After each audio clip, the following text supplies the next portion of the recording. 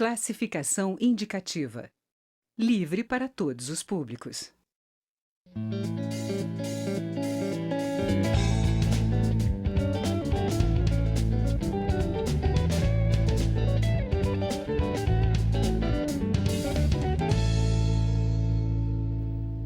Olá! Após quase 4 meses de trabalho, a CPI do BNDES entra na reta final. Foram ouvidas diversas autoridades para explicar operações do BNDES para a internacionalização de empresas brasileiras entre os anos de 2003 a 2015. A vice-presidente da comissão, deputada Paula Belmonte, do Cidadania do Distrito Federal, avalia que o avanço nas investigações permitiu uma prorrogação nos trabalhos. Ela é entrevistada desta edição do Palavra Aberta e o programa tem produção da TV e da Rádio Câmara.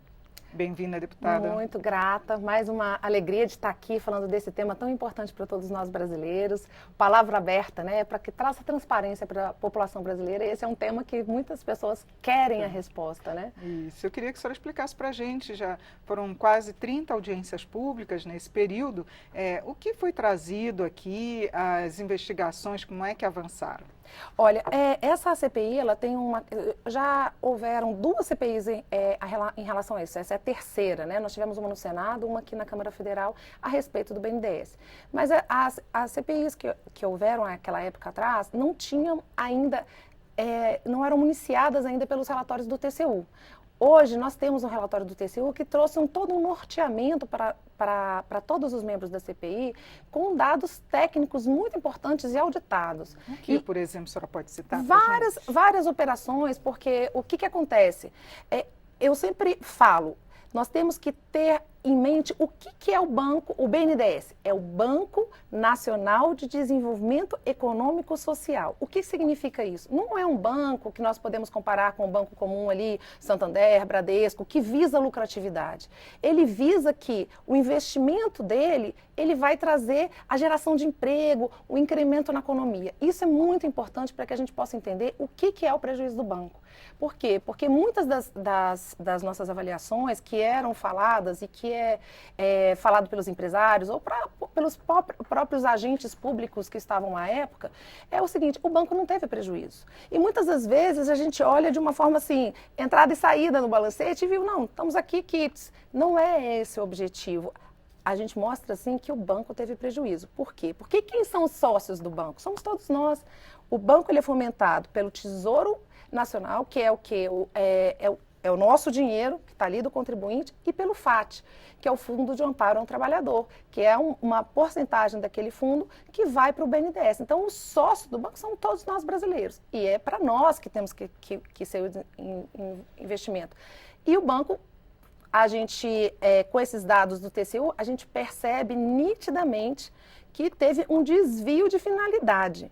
E quando a gente traz um pouquinho mais, que o banco pegou esse dinheiro do Tesouro Nacional subsidiado, e se a gente fizer essa conta de padeiro, a gente percebe que o banco teve sim prejuízo, além dos países que não estão aí pagando esses valores contratados. Agora, os ex-presidentes, alguns ex-presidentes do banco estiveram aqui. O que eles alegaram?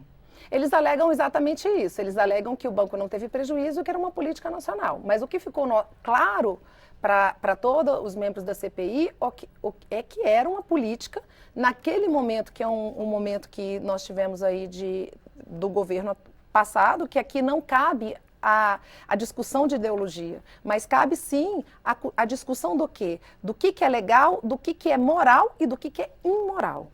E o desvio de finalidade também. Então, assim, o que eles alegam é exatamente isso, que o banco não teve prejuízo. Mas, na realidade, nós vimos que o banco, ele escolheu determinadas empresas e que, por coincidência, por não coincidência ou por coincidência, são as mesmas autoras aí que eram preferidas da Petrobras e pegou o nosso dinheiro, investiu canalizado nessas empresas, que era a política das grandes campeãs. Né? Então, as outras empresas, ontem nós tivemos um depoimento que foi muito interessante, que é um depoimento de um frigorífico e que a gente pode falar de vários outros casos de frigoríficos no Brasil inteiro, mas muito, muito significativos os casos do Mato Grosso, principalmente aqui do Goiás, que os pequenos e médios frigoríficos sumiram do mercado por conta de uma monopolização de um determinado agente que foi financiado pelo dinheiro público. Sim. Agora, teve também os presidentes, né, eles não explicaram esses empréstimos que foram feitos sem que fosse esclarecido o devido risco que estava no empreendimento? O que acontece? O banco, ele alega que essa política era determinada por um órgão acima dele, que é a CAMEX, que era um órgão colegiado de ministérios que era presidido ali pela ministra da Fazenda. Então, é isso que ele alega, que ele seguia uma determinação da CAMEX, né? E é isso que nós estamos aí mostrando, que houve sim uma determinação para que fosse, vamos dizer, abrandado todos esses riscos, né? Então, Isso principalmente para os outros países, né? Principalmente para países. Porque né, o que a gente tem que entender? Nós temos assim vários programas no BNDES, né? Um deles é o BNDES Par, que é uma participação realmente da empresa, ele adquire uma parte da empresa, e um empréstimo para a empresa fazer a sua internacionalização, como anunciou agora na entrada do programa.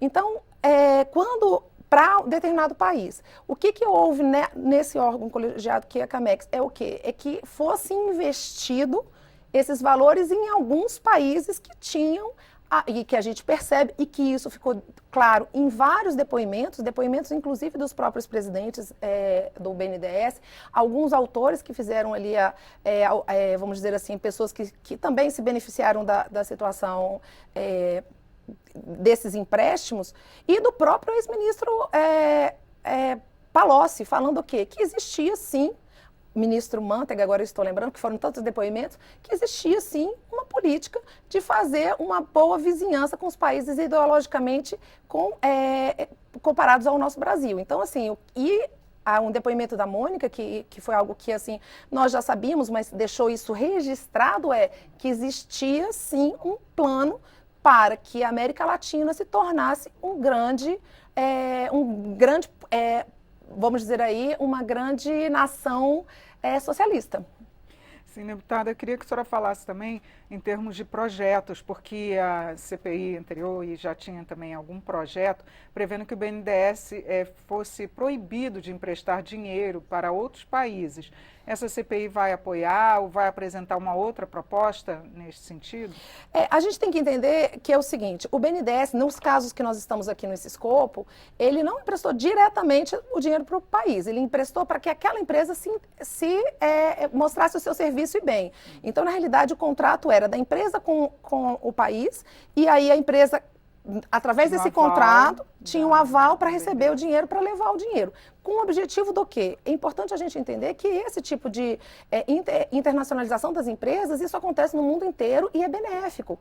Por quê? Porque nós estamos ali fazendo com que, se é uma empresa que, vamos dizer, é uma indústria de carro, ela vai fabricar mais pneu, ela vai fabricar mais matéria para que possa ser exportada. Isso significa o quê? Geração de emprego, incremento na economia. Isso não ocorreu? Não ocorreu.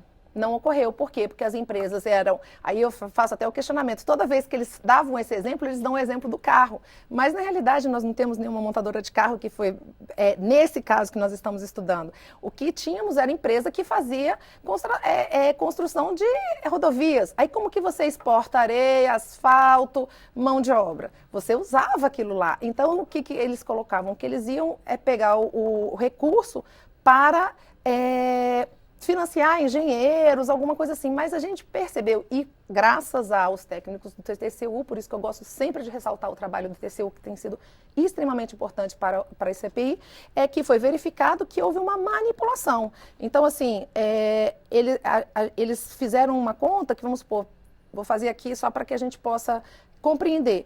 Nós temos um empréstimo de 100 reais. Esses 100 reais vamos dividir em 10. Então, nós temos 10 reais que a gente tem que comprovar para o BNDES. Então esse mês nós vamos colocar aqui que eu comprei 3 canudos, não sei o quê. Aí daqui a pouco só muda os personagens e os valores eram o mesmo, adequando ao valor emprestado. Mas quando a gente verificado também para os técnicos do TCU, que muitos engenheiros que eles falaram que estavam pagando, vamos supor, 25 mil dólares, quando chegaram aqui e tiveram reclamações trabalhistas, eles reclamavam que ganhavam 5 mil dólares. Quer dizer, houve realmente uma manipulação. E quando o TCU entrou na jogada e começou a exigir um pouco mais de critério na avaliação desses documentos, o que aconteceu? Diminuiu o pedido dos empréstimos. Então, a gente percebe realmente que foi favorecimento. É muito triste, porque a gente percebe que muitas empresas enriqueceram. Não quero dizer que o empresário não pode expandir, mas enriqueceram sem geração de emprego através do dinheiro do povo. E subsidiado ainda por cima os juros. Mas deputada Paula Belmonte, muito obrigada por seus esclarecimentos aqui sobre a CPI do BNDES, que vai atuar até setembro, não é isso? Isso, dia 22 nós ficamos muito felizes, né, com essa sensibilidade do presidente da casa, do Rodrigo Maia, que vem acompanhando e vendo todo o apoio à CPI, e ele prorrogou por mais 60 dias, então nós temos aí até para apresentar o relatório até o dia 22 de setembro. Eu conversei sobre a CPI do BNDES com a primeira vice-presidente do colegiado, deputada Paula Belmonte, do Cidadania do DF. Você pode assistir esta e outras edições no site câmara.leg.br/palavra aberta. Eu sou Regina Assunção, agradeço a sua audiência. Até a próxima.